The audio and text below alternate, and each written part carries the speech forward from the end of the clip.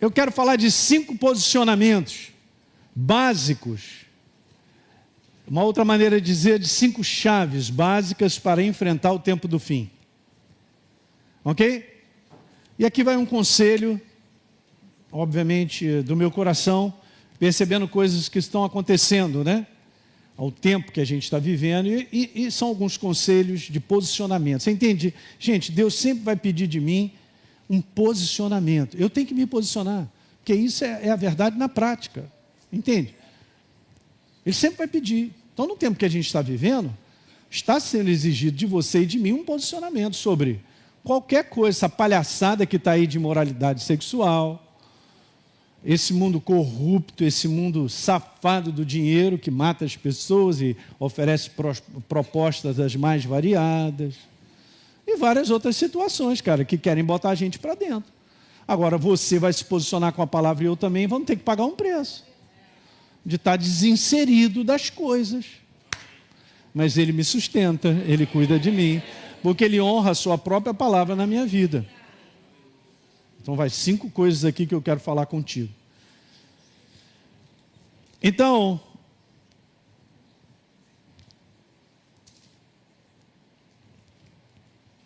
primeiro, vou já logo lançando, passar as passagens que a gente já leu aqui, algumas. Primeiro, para a gente adiantar aí. Eu preciso despertar no Espírito para reconhecer o momento que a gente está vivendo. Por incrível que pareça, em relação à vinda do Senhor, está escrito que Ele virá como ladrão, porque você não espera o ladrão. Mas também está escrito que aqueles que o conhecem, andam com Ele, não será para nós assim. Para o mundo será. Mas pode se tornar uma vinda de ladrão para aqueles que não percebem o tempo que estão vivendo. Pastor, esse tempo que você está falando, aí Jesus, está todo mundo falando sobre esse negócio de Jesus, vai voltar, tem 2000 anos que Ele está falando, é isso aí. A gente ouve muita gente, não, pastor, você está causando medo na igreja. Era medo ou a gente precisa se preparar? As 5 que levaram azeite e extra, todas elas dormiram porque tiveram que perseverar. De repente vem um noivo. Quem tem azeite não vai ser como um ladrão. É incrível, gente, mas olha, Mateus, rapidinho, eu passo essa passagem só para você entender. Jesus entra no templo, expulsa lá aquela galera. Eu vou passar rápido para a gente andar rápido também. E aí Jesus fala, cara, o que vocês estão fazendo com a minha casa? Não, eu estou lendo 24, 37, não é isso? Tá. Assim como foi no dia de Noé, também será a vinda do Filho do Homem. Ok, então vamos lá, 38. Porquanto assim como nos dias anteriores ao dilúvio, comiam e bebiam, casavam e davam-se em casamento. Rotina, né? Rotina do mundo, todo mundo está vivendo. Até ao dia em que Noé entrou na arca. E não perceberam. Senão, quando veio o dilúvio e os levou a todos, assim também. Olha como Jesus compara. Assim também será a vinda do Filho do Homem. Então Jesus está falando de uma percepção, uma sensibilidade. Da mesma forma, Ele está nos ensinando a não vivermos despercebidos, ou insensíveis ao tempo em relação à sua vinda. Porque isso nós vamos reconhecer, está escrito. Tanto é que em Lucas 21 diz lá assim, cara, quando você perceber tudo isso, levante o seu rosto para o céu, porque a tua redenção se aproxima. Aí ele fala, vigia, Elinho, mantenha a vigília. Ó que legal. Uau. Alguém pode dizer, está fazendo o quê? Está olhando para o céu? Mas há algo no nosso coração que se move em termos de sensibilidade. Percepção ou sensibilidade é algo do interior. Não é uma percepção meramente humana. Nós temos que pedir ao Espírito Santo para dar um start nisso aí e aumentar isso na nossa vida. Infelizmente, a maior parte da igreja vive de maneira bem natural, como se nada tivesse acontecido ou está para acontecer. Não pode ser assim. Um dia após o outro, assim como a gente leu, Noé entrou na arca, já era. E quando não perceberam, o apóstolo Pedro diz assim, ó, tendo em conta antes tudo que nos últimos dias... bora ali. Tendo em conta antes, nos últimos dias, últimos dias, virão os escarnecedores, com seus escárnios, andando segundo as próprias paixões. Que carta é essa, cara? É um bálsamo. Essa carta, eu vou te falar. É uma carta firme contra os falsos, hein? Pode ler essa carta. E dizendo, onde está a promessa da vinda? 3. Estou no 4. Então vamos lá. Onde está a promessa da vinda? Desde que eu sou criancinha, meu avô fala que Jesus vai voltar. Ok. Porque deliberadamente, 5, esquecem que de longo tempo houve céu, bem como terra, surgiu água, através da água a palavra, a qual veio aparecer o mundo daquele tempo afogado em água. 7. Ora, os céus que agora existem e a terra, olha como está escrito, pela mesma palavra, têm sido entesourados para o quê? Incrível, hein? Para o fogo. Estando reservados para o dia do juízo, da sua vinda. E destruição dos homens ímpios. Não retarda o Senhor a sua promessa. Como alguns a julgam demorada, pelo contrário, Ele é longânimo. Ele tem paciência, não querendo que ninguém pereça, que todos cheguem ao arrependimento. Ele está dando tempo para a galera, cara, se arrepende. Virá, entretanto, como o quê? Como ladrão. De maneira inesperada, o dia do Senhor, no qual os céus vão passar. Meu Deus, olha aí o que vai acontecer. Isso aqui que ele está descrevendo é aquilo que a gente leu em Mateus 24. O sol não dará sua claridade, a lua, escurecerá, as estrelas cairão do firmamento. Poderes, cara, do céu, cosmo. Um negócio doido, os céus vão passar, olha como está escrito. Mas Paulo fala assim em 1 Tessalonicenses. Gente, eu estou lendo escritura em cima de escritura, aleluia. É a Bíblia mesmo, para dentro, na veia. Está tudo escrito. Irmãos, relativamente aos tempos e às épocas, não há necessidade que eu escreva, porque vocês mesmos estão inteirados com precisão de que o dia do Senhor vem como o quê? De novo. Bom, Paulo e Pedro falando sobre isso. Ladrão para o mundo, não para nós. Mas vocês não estão em trevas. Para que esse dia não apanhe a gente o quê? Porque vocês todos são filhos da luz, filhos do dia. Nós não somos da noite, nem das trevas. Assim, pois, o quê? Cutuca o teu irmão, ele está dormindo. Como os demais, pelo contrário. Jamais. No conteúdo não está desapercebido. Sensibilidade, percepção. E reconhece a condição do tempo em que a gente vive. Pastor, é resultado de quê? Está escrito. É resultado de uma pessoa viva em comunhão com o Espírito Santo e a palavra. Se não houver isso aqui, não haverá percepção ou sensibilidade. Uau! Então a minha busca interfere na minha sensibilidade? Total, cara. Você perceberá coisas que é do Espírito, porque você tem comunhão com a pessoa viva do Espírito e a palavra. Diga aleluia. De maneira pessoal. É demais isso, gente. Deixa eu falar, olhem para mim, vou tirar o óculos. Você é o queridinho de Jesus. Ninguém toma posse, não? Tu acha que ele não vai te dar sensibilidade para reconhecer?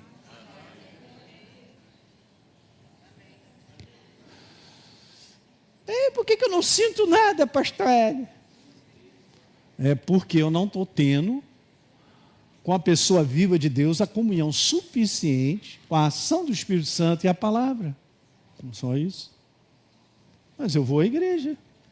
Todo domingo eu estou lá, pastor, de vez em quando, né? 2 vezes no mês está bom.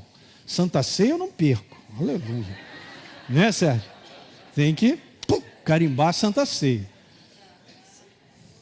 Mas hoje, de um modo geral, as pessoas estão pensando assim. Eu já falei para todos aqui da igreja, falo isso com carinho, com amor, mas não convence para mim esse negócio, você está na escala uma vez por mês e só aparece na igreja uma vez por mês. Pode ficar chateado comigo, mas eu estou te falando, você está vivendo uma jornada espiritual que não vai terminar bem. Isso não é jornada espiritual, não. O que está acontecendo que você não tem fome nem sede? Está num lugar perigoso. Você está dando uma plataforma de ser enganado e você não sabe. É mais sério do que você imagina. Pastor, eu vou ficar ofendido. Olha aí. Já começou a base. Vou sair da igreja. Está desmerecendo o meu trabalho, o meu serviço. Eu não estou desmerecendo nada, cara. É maravilhoso, porque o próprio Espírito Santo põe no teu coração e no meu servir a igreja. Eu estou aqui servindo nessa tarde, esse dia inteiro, vocês. Mas não caia nessa cilada de não cuidar da sua vida espiritual. Eu quero te falar, se você cuida da sua jornada espiritual, você está aqui toda reunião. Você sente fome, sede. Participa de conexão, tal, quero mais. Esse negócio de estar na escala e aparecer uma vez por mês, sorry, está muito mal. Eu tenho que te falar, eu como pastor, eu tenho que te falar, que se eu não falar, depois o anjo me cobra. Avisa ele que essa jornada não está boa, ou ela, né? Não é assim que funciona, gente. Você não é religioso. Você anda com a pessoa de Jesus todo dia. Se você andar sensibilidade, vai brotar. Você vai ficar ligado. Segunda chave. Então, primeira qual é mesmo? Vou lembrar. Despertar no espírito para reconhecer o momento que nós estamos vivendo. A segunda chave ou posicionamento básico nesse tempo do fim, precisamos assumir um compromisso, uma separação. Jesus. Precisamos assumir um compromisso, uma separação dedicada a fazer a vontade de Deus para a nossa vida. Pastor Hélio, os meus planos, o que eu tenho de ideia, eu quero fazer e tal, cara. Procura buscar hoje fazer a vontade de Deus para a sua vida. Procura ter um coração centrado num ponto e você falar, não, eu estou debaixo da vontade de Deus para a minha vida. Não se mova fora da vontade de Deus para a sua vida, seja até geograficamente falando. Tome cuidado com isso. Mas eu quero. Querer é pouco. Ele te quer aqui, você está querendo ir para onde? Para a Europa, para os Estados Unidos? Ninguém quer ir para a África. Eu nunca vi alguém falando assim, Deus falou comigo para ir para a África. Para a Índia. Nunca vi.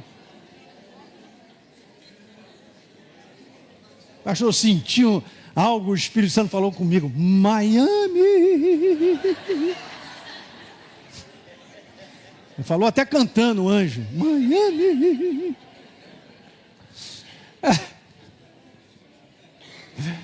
Uhul.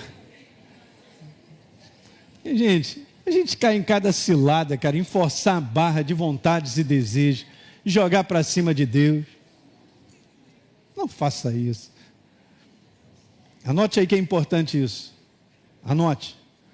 Deixa Deus dissolver a minha vida. Dissolver.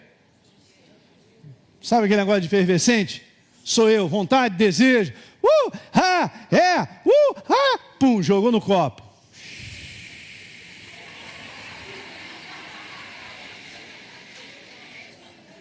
Cadê eu? Sumiu. Não, pastor, não estou gostando.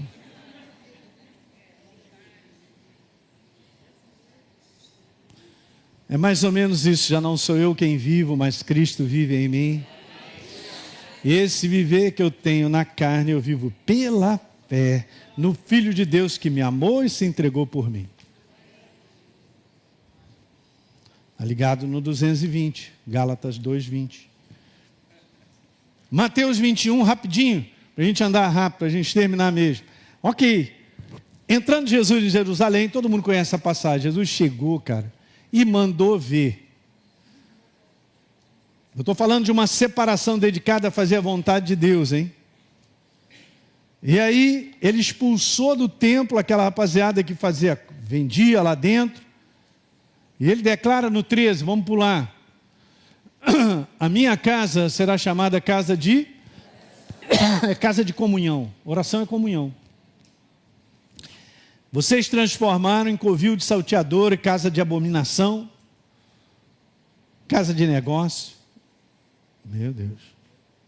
No verso 14, então, vieram a ele no templo e ele curou cegos e coxos. Interessante, não falou dos vários tipos de enfermidades, mas colocou duas categorias, pessoas aleijadas e cegos. É bem interessante isso, né?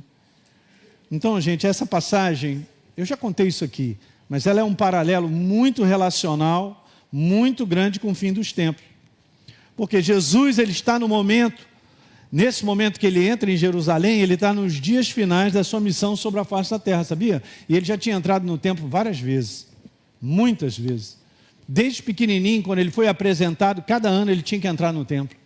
Por que ele não fez isso aí, de quebrar com tudo aquilo ali que estava sendo feito em termos de comércio, e tirando o propósito da casa de Deus, ele fez no final? Por que ele fez no final? Vamos pegar isso para o fim dos tempos. Por que Deus está limpando a casa dele? Sabia disso? Nunca tantos escândalos dentro da igreja, até internacional, têm sido levantados e jogados na internet. Ele está limpando a sua casa. Ele está tirando tudo que é impróprio, indevido, tudo que é sujo, está limpando. Você pode estar certo disso. Porque tem um propósito, a gente vai ver. Quais seriam as revelações inseridas nessa passagem e para aquele momento que nos mostra a associação de estar preparado para o fim? Interessante, né? Porque Jesus faz isso no final. E ele está fazendo isso no final. Tem duas coisas super importantes aqui. A primeira revelação é essa. É a prefiguração de uma limpeza. Somos nós. Quem é a casa viva de Deus aí? De práticas que impedem um verdadeiro relacionamento vivo com a pessoa de Jesus nos últimos dias. Ele falou assim: minha casa é casa de comunhão, não é casa de comércio. Não é casa de você fazer, de você ganhar. Você está ganhando o quê? Está pensando só em ganhar, fazendo. Tirou. A casa de Deus estava desfigurada do seu propósito. Jogou por terra tudo. Por que ele está fazendo isso nos últimos dias? Porque só agora, ou nos dias finais do seu ministério, ele realiza isso. Porque esse é o tempo da limpeza, da separação, da última preparação para nos encontrarmos com o nosso noivo. Você não tenha dúvida, não vamos... Cara, a gente não vai encontrar despreparado, sujo, de forma alguma. Eu amei essa passagem aqui de Romanos, que fala assim: outra razão para viver correto é essa, Paulo está falando. Vocês sabem como já é tarde. Olha só, gente. O tempo está se esgotando. Despertem, pois a vinda do Senhor está mais próxima do que agora, quando nós cremos no princípio. Olha só agora, 12. A noite já passou, o dia da sua volta está logo aí. Portanto, deixem. Ele está falando para quem isso? Deixem as más obras das trevas e vistam a armadura de uma vida direita, como devemos fazer o que vivemos na luz do dia. Essas pancadas vêm do apóstolo Paulo, o apóstolo da graça. Sempre vem dele as pancadas. Coríntios, Romanos, Efésios, Colossenses. Em quase todas. vivamos de modo decente, em plena luz, não em orgias, bebedeiras, imoralidade sexual, depravação, não em desavenças e inveja, ao contrário, se revistam do Senhor Jesus e não fiquem pensando como o quê? Satisfazer os desejos da carne. Agora vamos lá, Pedro, porque a ocasião de começar o juízo, julgamento seguido de sentença penal, é o que está escrito lá. De começar o juízo pela casa de Deus é chegado. Ora, se primeiro vem por nós, qual será o fim daqueles que não obedecem ao Evangelho? Misericórdia. Segura agora o 18. E se é com dificuldade? Não estou lendo isso, pastor Hélio, é isso mesmo? Se é com dificuldade que o justo é salvo, onde vai comparecer o ímpio, sim, o pecador?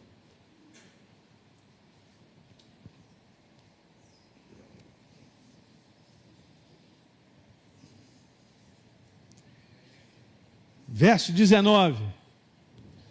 Por isso também os que sofrem, diga sofrem, a carne vai sofrer. Sofrem segundo a vontade de Deus e encomendam a sua alma ao fiel Criador na prática do bem, do que é certo. Nós fomos criados para praticar boas obras que de antemão Deus preparou para que nós vivêssemos. Efésios 2:10. A segunda coisa ali, que tem de revelação naquilo que Jesus faz, existe uma ordem de preparação para que a glória de Deus se manifeste. Gente, quero te falar, a corte celestial não chega em qualquer lugar.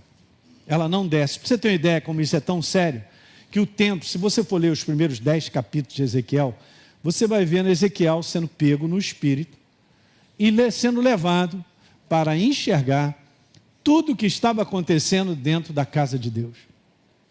E ele via os querubins e a glória de Deus sendo levantadas para ir embora.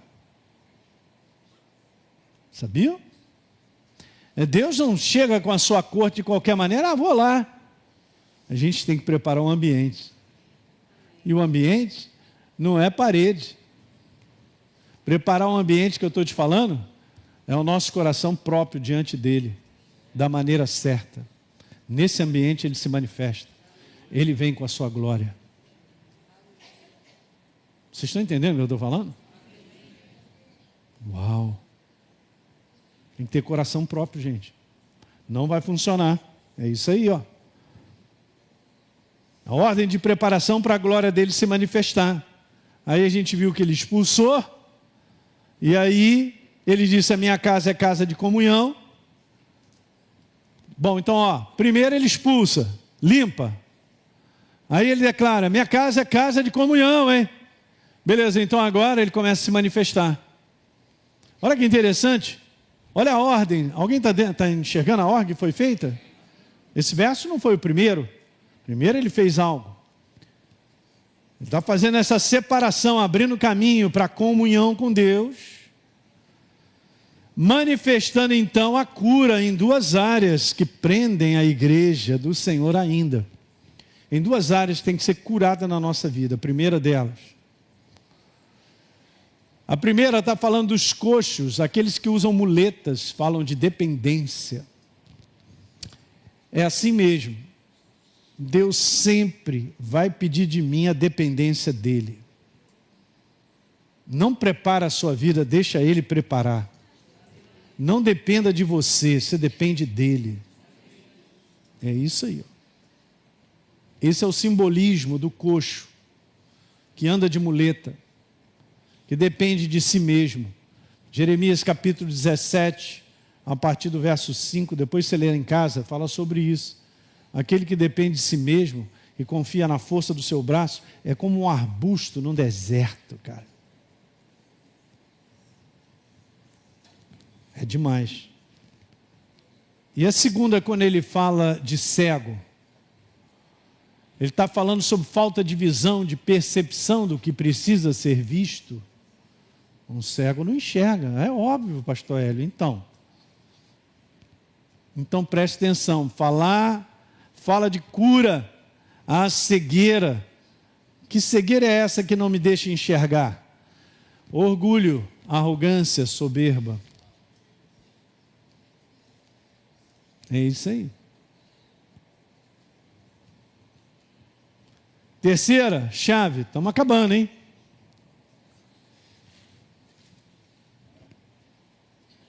Não dê espaço para qualquer outro foco, senão a palavra de Deus. Como assim? Como fonte de alimento. Interessante. Ela não é um livro que eu carrego e hoje ninguém está carregando mais. Não, está deixando de ser lido e apreciado e valorizado. Não funciona. Porque esse livro é ele. Então, se ele não for o meu alimento, Jesus falou, quem de mim se alimenta, por mim viverá. Mas olha que interessante, eu estou vivendo por Jesus. Como assim? Está anulando o verso. Lê primeiro. Você está se alimentando? Fala para mim também. Você está se alimentando dele? Não me responda. Porque eu só viverei por ele se eu me alimentar primeiro. Revelação tão simples na minha frente. Ridículo, eu estou achando que eu estou vivendo por ele. Como assim? Você não se alimenta? Você não vive por ele. Se eu não me alimento dele, você pode estar certo que a minha carne está se alimentando do que eu acho, do que eu quero, preciso. E eu vou vivendo a minha jornada. Não, quem de mim se alimenta por mim virá ele. 2 pontos simples. Primeiro, é a nossa real e única necessidade de espírito. Diga amém a isso. A pergunta é, eu tenho consciência disso como foco de vida? Segundo, nos dias de hoje, as muitas distrações. Meu Deus! Pastor, eu não consigo ficar sem meu celular uma semana. Caramba, isso é um bom teste para a gente, hein? Não é que eu consigo ficar pelo menos um dia inteiro sem ligar o meu telefone? Nossa, pediu demais, pastor. Agora chegou a mexer com... Que coceira é essa? Para ligar esse telefone? Justificativas. Alguém quer falar comigo, eu preciso. Na verdade, é que eu já vou metendo a mão no Instagram.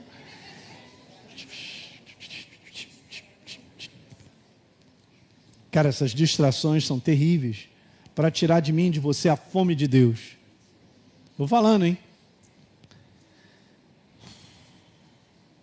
Muitas distrações têm por finalidade tirar de nós o vigor espiritual de sermos edificados na palavra. Olha só que interessante que eu vou te falar, simples assim. Você só põe para fora aquilo que você tem colocado para dentro. Que palavra, pastor! Uau! Até mesmo fisicamente. Agora tem sido despertado e ir pela manhã, desde também, né, desde? Então foi embora aquilo que entrou outro dia. Aí é interessante, né? Eu só. Hã? Deise, mas o intestino está funcionando bem, já de manhã. Já está funcionando, né? Ô glória, né? Eu tenho testemunhas aqui que funciona de manhã. Quem funciona de manhã o seu aí? Ah, glória, olha aí. E várias vezes. Fica tranquilo. Isso não é motivo de vexame, né? De orgulho.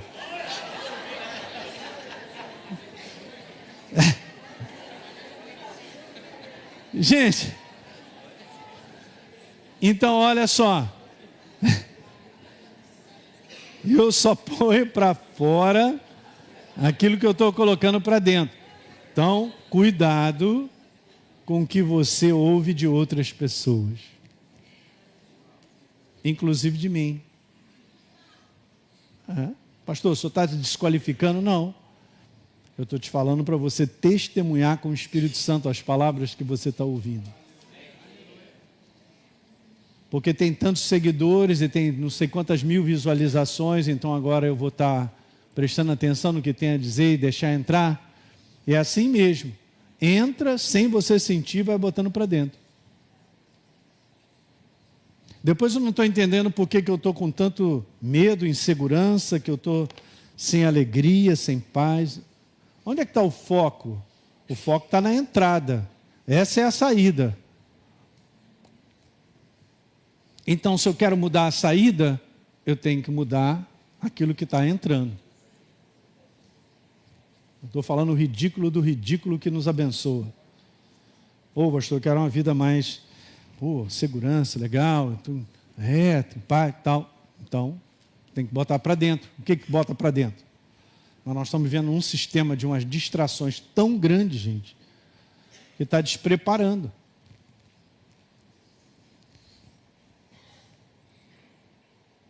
Você fica ouvindo uma pessoa briguenta, provocadora, daqui a pouco você está igualzinho. Não estou ouvindo pessoa que está sempre reclamando, murmurando, daqui a pouco você está igualzinho. Sem perceber. É foco. Estou falando de foco. Alguém está entendendo aí? Boa. Como feliz é o homem que não segue o conselho dos ímpios. Você já conhece, já está dizendo que ele é feliz.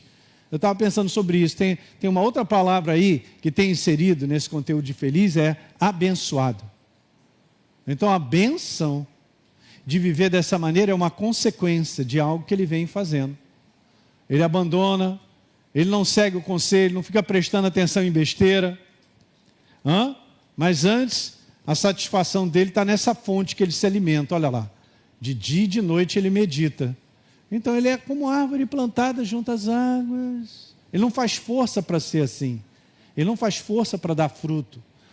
No tempo certo dá, não murcha, tudo que ele faz prospera. Olha aí, ele não faz força.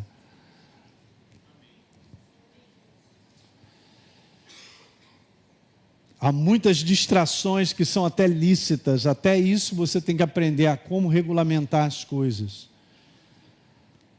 Porque a intenção é te tirar do foco de ser bem alimentado.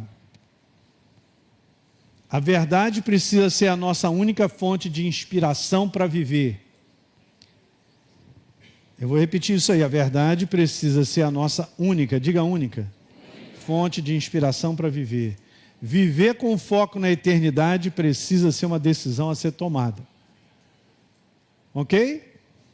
E aí 1 Coríntios fala sobre isso, Paulo fala. Quarta, estamos terminando. A quarta coisa é, eu preciso ativar a consciência viva da pessoa do Espírito Santo, enchendo-se dele de maneira contínua. Não pense que é isso automático. Nós ativamos a consciência da pessoa de Deus todos os dias, quem nós somos, na relação com Ele. E hoje de manhã tivemos aqui um louvor de 40, 50 minutos, maravilhoso, porque também é uma maneira de nós nos enchermos do Espírito. A presença dEle, começamos a cantar, louvar, e você se alimenta daquilo que você põe para fora, até em termos de cantar e louvar com o coração.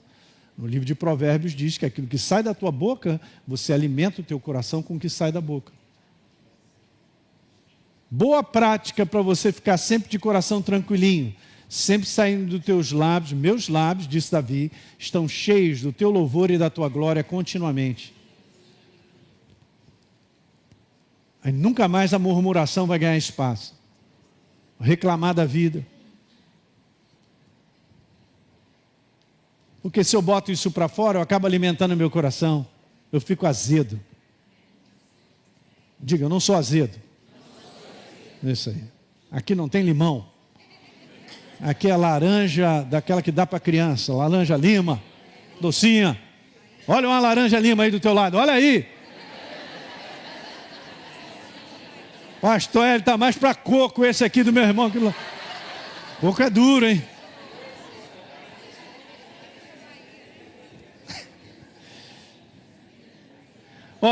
Ele é uma pessoa que habita em mim para a eternidade. Não vamos usufruir disso? Fala aí, gente. Temos que usufruir. Mistério tem que crescer da sua relação com Ele. Você não está sozinho, abandonado, largado, rejeitado. Estamos misturados com Ele.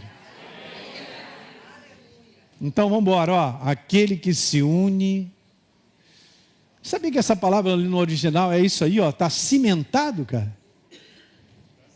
Tem jeito não. Ao Senhor é um só espírito com Ele. Não se embriague com vinho, pois isso vai levá-lo à ruína espiritual. Gostei dessa versão. Mas encham-se do... De que maneira? Falando entre vocês com salmos, hinos, cânticos, cantando e louvando com o coração ao Senhor. Cantai ao Senhor, cantai com júbilo ao Senhor todas as terras. Salmos de Davi. Eu fiquei impressionado lendo só esse que fica perto do Salmo 100, vindo 2, 3 salmos, a quantidade de vezes que ele fala o louvor dos meus lábios, o cantar com os meus lábios, impressionante. É demais. Grande inspiração para nós. E por último, quinta, vamos finalizar numa boa. Então, nós estamos falando sobre posicionamentos, não é isso? Nesse final dessa jornada, a quinta coisa importante é que eu preciso resistir de contínuo essa atmosfera de incredulidade ao nosso redor. Saiu de casa, só vai encontrar quem não acredita, não tem jeito e tal. É uma jornada que não tem pensamento nenhum de Deus. Você sai de casa para se desgastar, por isso que você tem que se abastecer. Entende? A incredulidade muitas vezes pode estar dentro da própria igreja, sabia? É um perigo. E o único verso que me veio mais assim, que preocupa e é um recado para todos nós, é de Hebreus 3:12. Tenham cuidado, irmãos, para que nenhum de vocês jamais chegue a ter um coração que fala de um coração mau. Na minha versão está perverso coração de incredulidade que te afaste ali do Deus vivo. É sério isso, gente. A atmosfera desse mundo que a gente vive é ignorante a respeito da verdade. E a força dos pensamentos incrédulos se levantam por várias situações que a gente vai vivendo. Então eu tenho que, a palavra é essa, quinto é esse, eu vou voltar aqui só para você guardar. Eu tenho que resistir, diga, resistir. De maneira contínua, a pressão da atmosfera de incredulidade ao nosso redor. Acrescenta aí a pressão. Eu vou acrescentar aqui também. É isso que nós estamos vivendo. Tem uma pressão de incredulidade. Chegamos ao final. Maravilha.